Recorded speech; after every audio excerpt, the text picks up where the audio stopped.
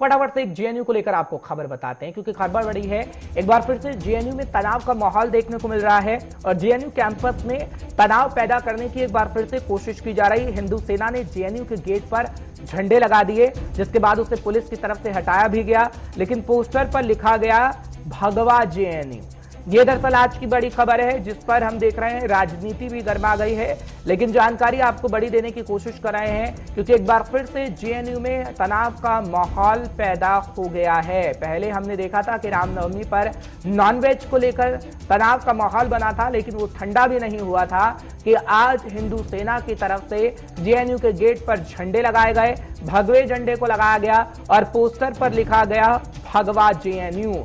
आपको जानकारी इस वक्त की ताजा देने की कोशिश कर रहे हैं, लेकिन क्या कुछ हिंदू सेना की तरफ से कहा गया है, फटाफट से आपको वो सुनवा देते हैं। उसके बाद हमारे संवाददाता इस वक्त जुड़े हुए हैं, उनके पास आपको ले चलेंगे, लेकिन क्या कुछ कहा गया हिंदू सेना की तरफ से, आप उसे सुन लीजिए। मैं सुरजीत यादव, राष्ट्रीय उपाध्यक्ष हिंदू सेना। जवाहरलाल नेहरू यूनिवर्सिटी में भगवा का अपमान भगवा विरोधियों द्वारा किया जाता रहा है। हिंदू सेना इनको चेतावनी देती है, सुधर जाओ। भगवा का अपमान करने की कोशिश मत करना। हम आपका सम्मान करते हैं, प्रत्येक धर्म का सम्मान करते हैं, प्रत्येक विचारधारा का सम्मान करते हैं, लेकिन जिस प्रकार से जेएनयू के अंदर भगवा का अपमान किया जा रहा है, हिंदू सेना इसको सहन नहीं करेगी और कोई भी कठोर कदम इसके विरोध में उठा सकती है। जय हिंद। तो आपने सुना क्या कुछ हिंदू सेना की तरफ से कहा गया कि अगर भगवा का अपमान होगा तो कठोर कदम उठाएंगे।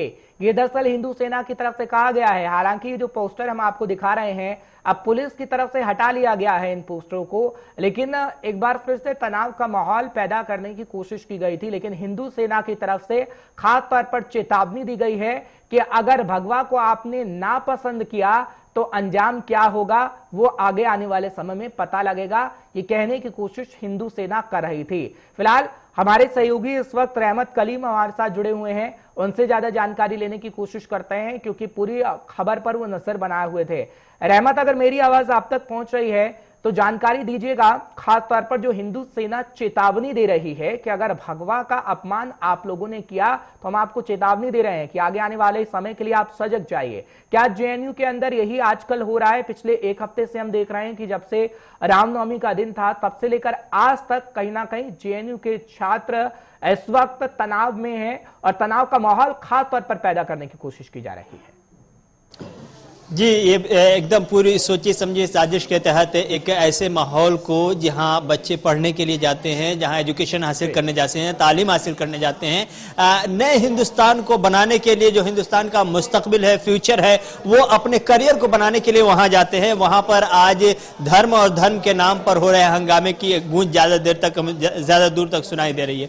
जो कुछ तस्वीरें हमने पिछले करीब 2 हफ्तों से देखा है और आज जो तस्वीरें देख रहे हैं वो हैरानकुन है। जेएनयू की पहचान कभी थी ही नहीं। जेएनयू इसके लिए कभी जाना नहीं जाता था। जेएनयू हमेशा इसके लिए जाना गया कि इस तरह से जो लोग नफरत की दीवार खड़ी करते हैं, जो मजहब का शिकार होते हैं, जो मजहब के जरिए धर्म की दीवार को ऊंची करने की कोशिश करते हैं, जो मजहब को लेकर के नफरत की दीवार उठाते हैं, उनके खिलाफ जेएनयू आवाज उठाता रहा है। और जेएनयू की पहचान भी इसीलिए रही है कि वो इस तरह के उन्मादी जो होते हैं, जो कहीं ना कहीं धर्म के ठेकेदार होते हैं, फर्जी ठेकेदार होते हैं, ढोंगी होते हैं, जिन्हें धर्म के बारे में बहुत ज्यादा मालूम नहीं होता, लेकिन वो धर्म का कारोबार करते हैं। ये जो आज सुबह तस्वीरें जेएनयू के बाहर देख रहे थे, ये वो लड़के नौजवान हैं जिनको पढ़ाई लिखाई से बहुत ज्यादा मतलब नहीं है। 200-300 रुपए लेकर के ये धर्म के नाम पे ठेकेदारी करने आए हैं। इन्हें सुबह सुबह पैसे दिए जाते हैं, शाम तक ये घर अपने लौट आते हैं। और यही वो लोग हैं, चाहे वो हिंदू सेना के हो या मुस्लिम सेना के हो या सिख सेना के। सेना किसी हो, किसी भी धर्म का कोई सेना नहीं होता, सीधी बात। ये वहां के वो लोग हैं जो ठेकेदार है, जो फर्जी ठेकेदार है, सिर्फ और सिर्फ उन्माद पैदा करने के लिए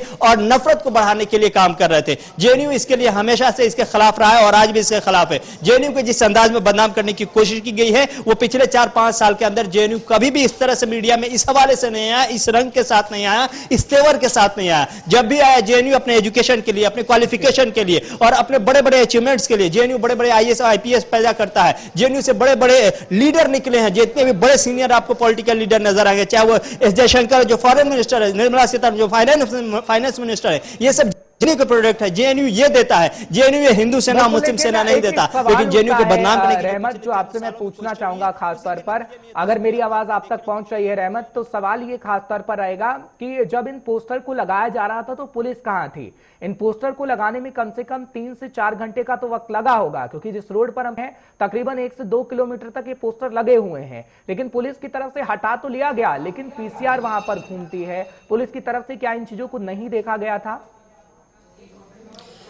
दिल्ली पुलिस को इस हवाले से कई सवालों के घेरे में रखना मैं चाहूंगा, और खासतौर से इसका जवाब देने, आपके सवाल के जवाब देने से पहले मैं ये जानना चाहता हूं कि आपको याद होगा कि साबरमती हॉस्टल में जिस तरह से तोड़फोड़ हुई थी, उन्होंने कहा पोष लड़की जिस तरह से लठ बजाई थी, लाठी बजा रही थी, जिस तरह से तोड़फोड़ हुई थी, कितने बच्चे जख्मी हुए थे, आपको याद है अच्छी तरह से। वो तस्वीरें पूरे हिंदुस्तान ने नहीं, पूरी दुनिया ने देखी थी कि जेएनयू के कैंपस में जाकर के, हॉस्टल के अंदर जाकर के, साबरमती के अंदर जाकर के वो लड़की और लड़के तोड़फोड़ करे। क्या आज तक दिल्ली पुलिस उसको पकड़ पाई है? दिल्ली पुलिस उसका काम तमाम कर पाई है, हिसाब किताब लगा पाई है? उस केस का कोई रिजल्ट आ पाया है? अभी तक कुछ नहीं है। दिल्ली पुलिस सिर्फ भरोसा दिलाने के लिए जरूर कह दी कि हम कार्रवाई करेंगे। कार्रवाई क्या करेंगे? आप कार्रवाई कुछ नहीं करेंगे, सिर्फ मुद्दे को टालने के लिए और यहां से हटाने के लिए एक बयान जारी करते हैं, एक कमेंट जारी करते हैं कि हम कार्रवाई कर रहे हैं। कार्रवाई कुछ नहीं कर सकती दिल्ली पुलिस, न करने के मूड में है और न कर रही है। वरना जेएनयू जिसकी पहचान को दिल्ली पुलिस ने पिछले चंद सालों तक बहुत ही ईमानदारी के साथ बचाए रखा था,